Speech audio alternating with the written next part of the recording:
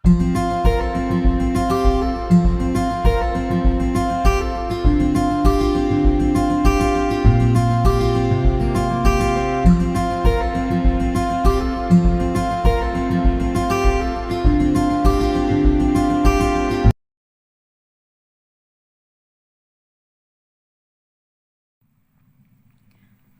materi kali ini yaitu tentang homomorfisme grup. Homomorfisme grup merupakan suatu pemetaan pada grup yang memenuhi sifat-sifat tertentu. Nah, di sini ada definisi dari homomorfisme grup, yaitu misalkan himpunan G terhadap operasi bintang dan himpunan H terhadap operasi bundaran adalah grup. Suatu homomorfisme grup dari G ke H adalah suatu pemetaan. Relasi F dari G ke H yang memenuhi Fx bintang Y sama dengan Fx bundaran Fy untuk setiap X, Y elemen G. Himpunan G terhadap operasi bintang dan himpunan H terhadap operasi bundaran adalah grup F. G ke H disebut homomorfisme grup jika dan hanya jika yang pertama, relasi F ke H adalah fungsi, dan yang kedua, memenuhi pengawetan operasi, yaitu Fx bintang Y sama dengan Fx bundaran Fy untuk setiap X, Y elemen G. Nah, jika memenuhi fungsi dan memenuhi pengawetan operasi, dia bisa disebut sebagai homomorfisme grup. Untuk lebih paham lagi, kita langsung ke contoh soal aja ya. Nah, yang pertama contoh soalnya yaitu diberikan Z merupakan himpunan bilangan bulat terhadap operasi penjumlahan adalah grup.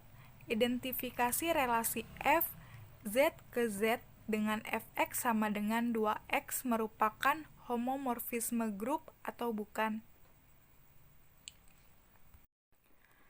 Akan ditunjukkan relasi F dari Z ke Z dengan Fx sama dengan 2x.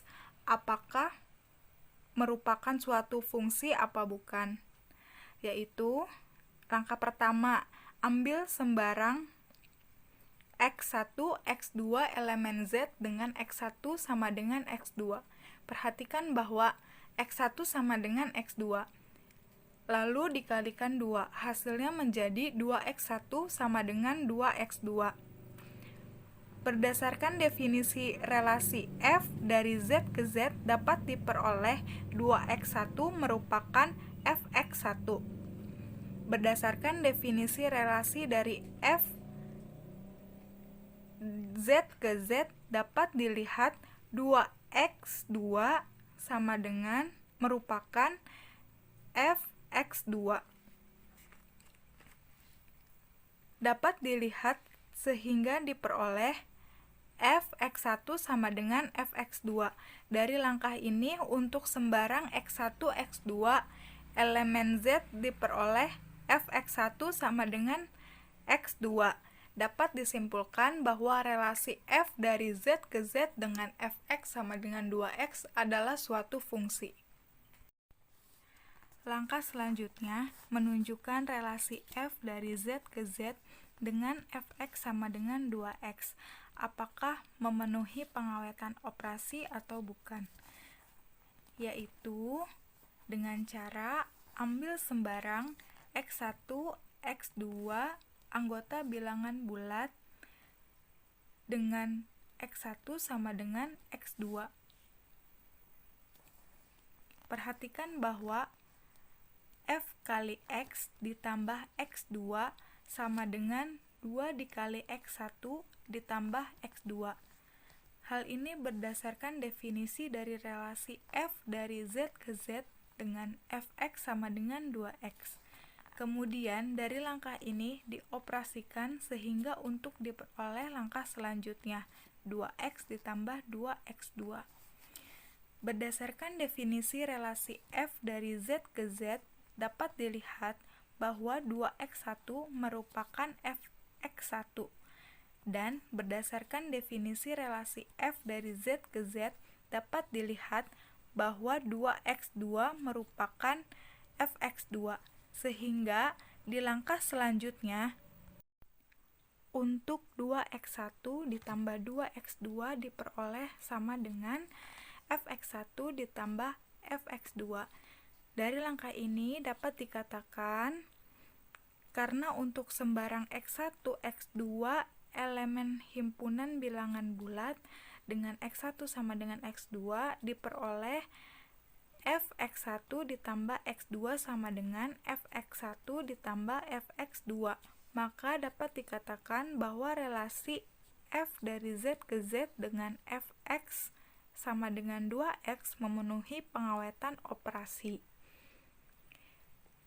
Nah, dari yang fungsi dan yang memenuhi pengawetan operasi, maka relasi f dari z ke z dengan fx sama dengan 2x merupakan homomorfisme grup.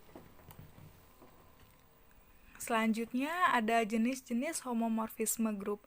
Yang pertama ada epimorfisme, yang kedua ada monomorfisme, yang ketiga ada isomorfisme yang akan dilanjutkan oleh teman saya berikutnya. Yang selanjutnya yaitu monomorfisme. Misalkan alfa dari R ke R aksen merupakan homomorfisme ring, maka alfa disebut monomorfisme ring jika alfa adalah fungsi injektif atau satu-satu. Nah, jadi monomorfisme ring adalah homomorfisme injektif atau satu-satu. Bagaimana cara menunjukkan bahwa suatu pemetaan merupakan suatu monomorfisme? Yang pertama, kita harus menunjukkan alfa merupakan fungsi homomorfisme. Yang kedua, alfa merupakan fungsi injektif. Nah, bagaimana cara menunjukkan bahwa alfa itu injektif? Alfa injektif jika alfa x sama dengan alfa y mengakibatkan x sama dengan y, atau menggunakan kontraposisi jika x tidak sama dengan y, maka alfa x tidak sama dengan alfa y. Sehingga jika kita punya pemetaan alfa dari R ke R aksen untuk menunjukkan bahwa alfa monomorfisme ring, perlu ditunjukkan bahwa yang pertama yaitu alfa homomorfisme ring, yang kedua alfa injektif, yaitu jika alfa x sama dengan alfa y, maka x sama dengan y.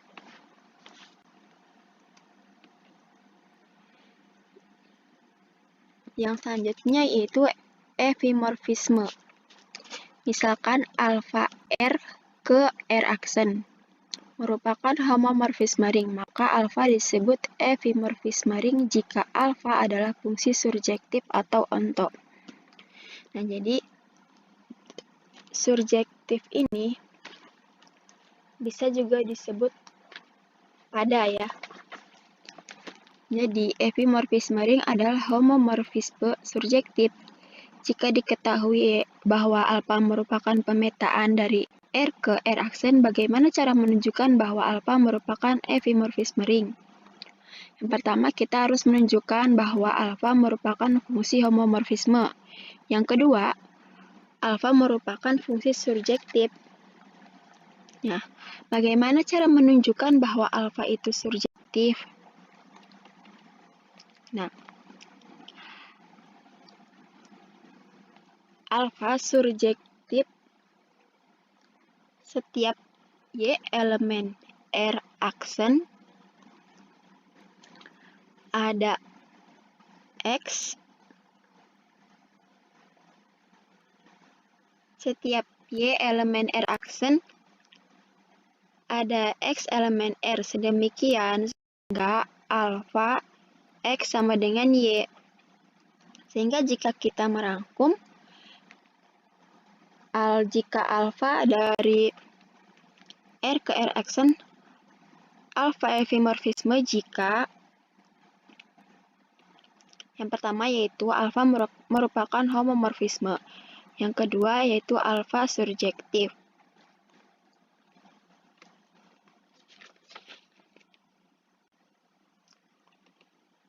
Nah, yang selanjutnya kita akan membahas teorema homomorfisme injektif, yaitu sebuah homomorfisme ring alfa dari R ke R aksen merupakan pemetaan satu-satu jika dan hanya jika kernel alfa sama dengan 0. Selain kita menunjukkan bahwa alfa injektif dengan menunjukkan bahwa jika alfa X sama dengan alfa Y mengakibatkan X, maka kita juga bisa menggunakan sifat ini untuk menunjukkan bahwa alfa merupakan pemetaan yang injektif karena pemetaan ini merupakan suatu biimplikasi. Maka untuk membuktikannya, kita harus membuktikan dua arah. Untuk yang pertama yaitu jika alfa homomorfisme injektif dari R ke R aksen, maka kernel alfa sama dengan 0. Jadi, kita di sini akan menunjukkan bahwa kernel alfa sama dengan 0.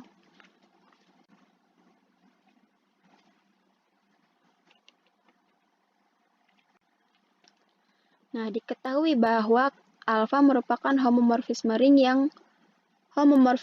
maka berdasarkan sifat homomorfisme identitas pada R akan dipetakan ke R aksen.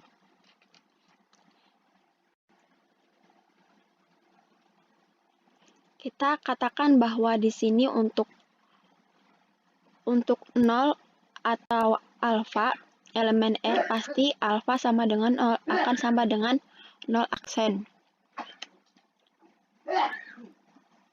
Nah, karena alfa adalah homomorfisme yang satu-satu, maka hanya elemen 0 lah yang dipetakan ke 0 aksen.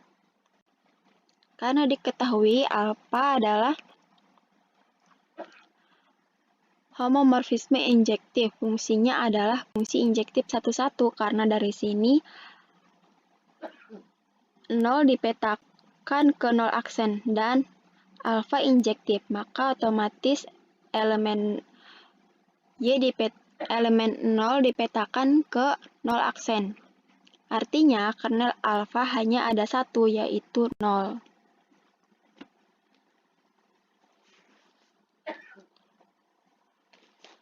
Nah, kemudian yang ke arah kiri, jika diketahui alfa merupakan homomorfisme dan kernel alfa yaitu 0, maka kita akan tunjukkan bahwa alfa merupakan fungsi yang injektif.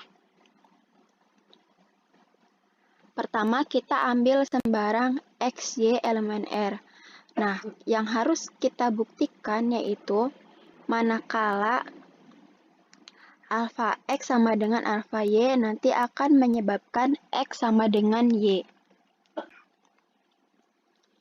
Ini cara untuk menunjukkan alfa merupakan fungsi satu-satu. Maka kita misalkan dulu.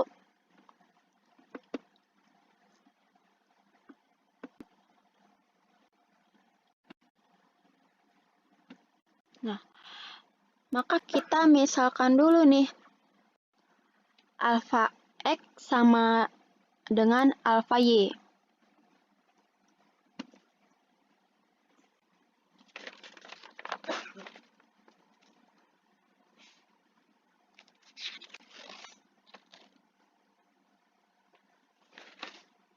Nah, jika kedua ruas kita jumlahkan dengan inverse penjumlahan dari alfa Y, maka kita akan mendapatkan 0 aksen sama dengan alfa X min alfa Y.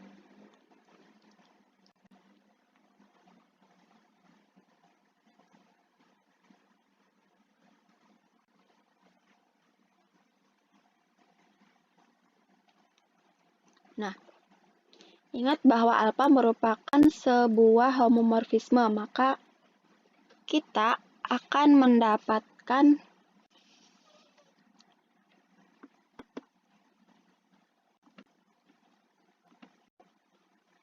dari sini ke sini.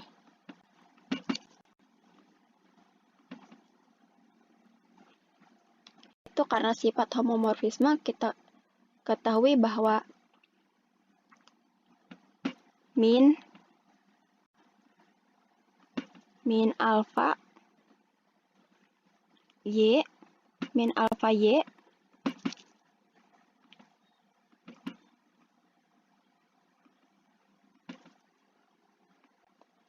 sama dengan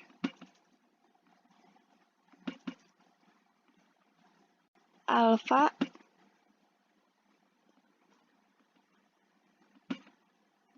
min y.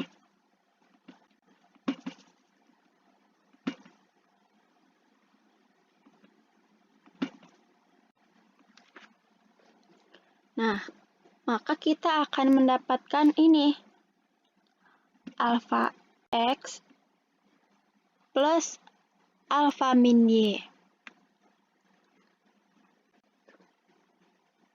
Sehingga dari sini, dari alfa x min y, kita dapatkan bahwa alfa x min y sama dengan 0 aksen. Artinya, x min y ini dipetakan ke 0 aksen. Dengan demikian, karena x min y dipetakan ke 0 aksen, maka x min y itu kernel alfa. Karena kernel alfa itu cuma ada satu, yaitu 0, maka otomatis x sama dengan min y, atau kita juga dapat menulisnya x min y. Nah,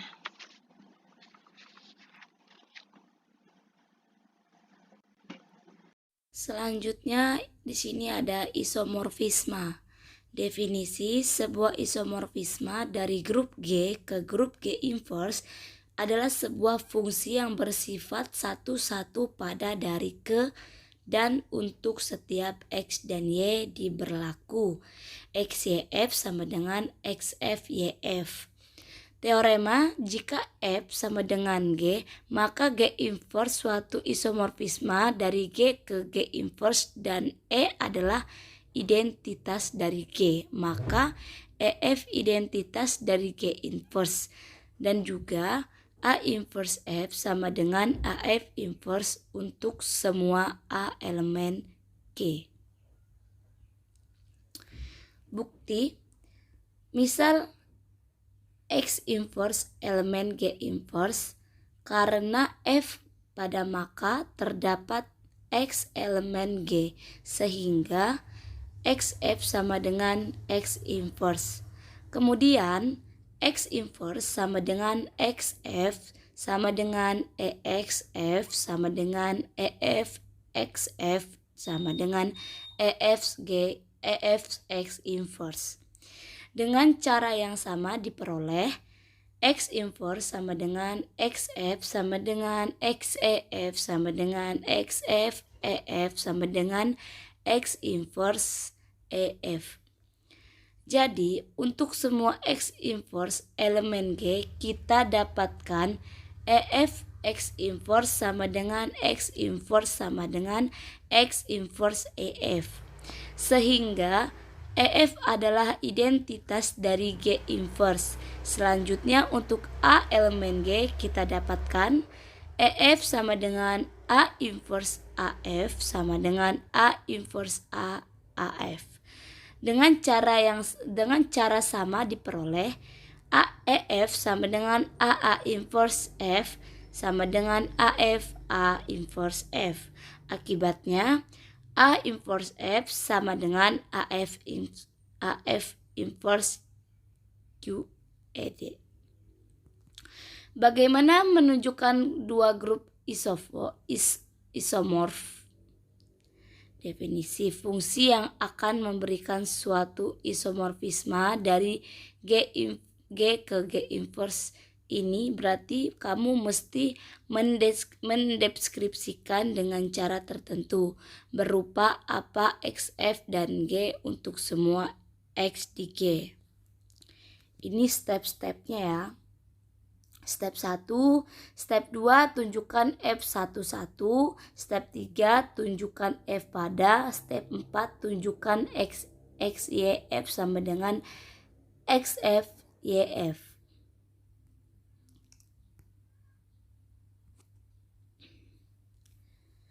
Bagaimana menunjukkan dua grup tidak isomorf? Jika kita diminta untuk menunjukkan dua buah grup tidak isomorf, ini berarti tidak terdapat fungsi satu-satu pada F dari G ke G inverse dengan sikap XYF sama dengan XFYF. Secara umum tidak mungkin mudah mencari sebuah fungsi dan mengeceknya satu demi satu apakah memenuhi definisi isomorfisme atau tidak. Kasus yang paling mudah mungkin saat kita tidak menemukan fungsi yang satu-satunya dari G ke G inverse. Ini biasanya mudah kita cek saat grupnya berhingga dan kedua grup tidak sama jumlah anggotanya. Jikalau kalian berhasil menemukan pemetaan yang satu-satu dari G ke G inverse, tapi kalian disuruh membuktikan keduanya tidak isomorf, tentu keduanya memang tidak isomorf.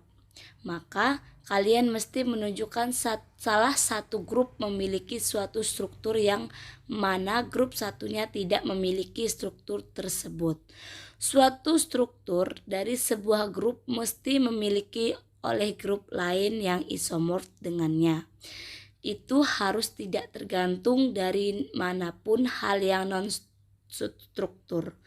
Contoh-contohnya berikut adalah nama yang dimaksud dengan struktur suatu grup dan non-struktur dari suatu grup. Di sini bagaimana menunjukkan dua grup tidak isomorf. Nah, struktur dari suatu grup yaitu pertama grupnya siklik, grupnya komutatif, orderan grup sama. Tentu saja ketiga hal di atas baru beberapa, masih banyak lagi yang bisa disebut struktur dari suatu grup. Berkaitan dengan ini, kalian mesti mencoba membuktikan beberapa teorema tentang grup yang isomorf. Bagaimana menunjukkan dua grup tidak isomorf?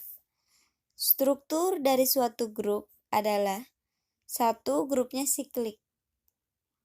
Langkah-langkah untuk mengetahui suatu grup adalah grup siklik. Yang pertama adalah perhatikan operasi grup tersebut. Apakah operasi grup tersebut adalah penjumlahan atau perkalian? Jika operasinya perkalian, maka kita akan menggunakan definisi, yaitu suatu grup dengan operasi perkalian disebut siklik bila ada elemen A anggota G sedemikian sehingga G sama dengan A pangkat N, di mana N itu anggota bilangan bulat. Jika operasi penjumlahannya suatu grup dengan operasi penjumlahan disebut siklik bila ada elemen A anggota G sedemikian sehingga G sama dengan A dikali A, di mana N adalah anggota bilangan bulat. Setelah itu, tentukan generator atau pembangunnya yang memuat semua elemen dari suatu grup. Jika terdapat generator yang tidak memuat semua elemen dari suatu grup, maka generator tersebut disebut generator elemen penghasil subgrup tersebut. 2. Grupnya komutatif. Grup komutatif itu setiap subgrupnya pasti subgrup normal ya. 3. Order grup sama. Dari ketiga hal ya tersebut, baru beberapa. Masih banyak lagi yang bisa disebut struktur dari suatu grup yang berkaitan dengan ini ya. Selanjutnya ada teorema Cayley. Teorema ini adalah setiap grup isomorfis ke grup permutasi. Teorema Cayley ini menempatkan semua grup pada konsep yang sama, yaitu sebagai himpunan fungsi-fungsi bijektif. Bukti. Cara membuktikannya adalah dengan menunjukkan sebarang grup G dapat dikonstruksikan grup. Permutasi dari G kemudian menunjukkan G isomorfis ke grup permutasi tersebut. Diberikan G grup untuk sebarang G elemen G. Didefinisikan fungsi. OG adalah G, maka G sebagai berikut. OG sama dengan GX-nya untuk semua X elemen bilangan G. Jika kita menganggap kanan kiri elemen-elemen dari G oleh G sebagai fungsi, jelas OG mempunyai inverse yaitu -1. Untuk semua Y elemen G, jelas terdapat X elemen G. Sedemikian sehingga Y sama dengan OG, X sama dengan GX. Terbukti ya bahwa OG itu adalah surjektif. Selanjutnya OX sama dengan Y, maka GX sama dengan GY. Hanya jika X sama dengan Y, terbukti bahwa OG injektif. Telah kita buktikan OG merupakan permutasi. Selanjutnya didefinisikan H sama dengan OG per G, elemen dari G. Nah, H inilah yang merupakan grup permutasi dari G. Selanjutnya akan ditunjukkan G dan H isomorfis. Didefinisikan. Delta adalah G maka H sebagai berikut. Theta G sama dengan OG untuk semua G elemen G. Untuk membuktikannya, theta isomorfisme kita harus membuktikan 3 hal berikut. Yang pertama, homomorfisme untuk sebarang G, H elemen G berlaku. 2. Surjektif, jelas untuk sebarang OG akan selalu terdapat G elemen komponen G, sedemikian hingga theta G sama dengan OG. Injektif, G sama dengan theta H.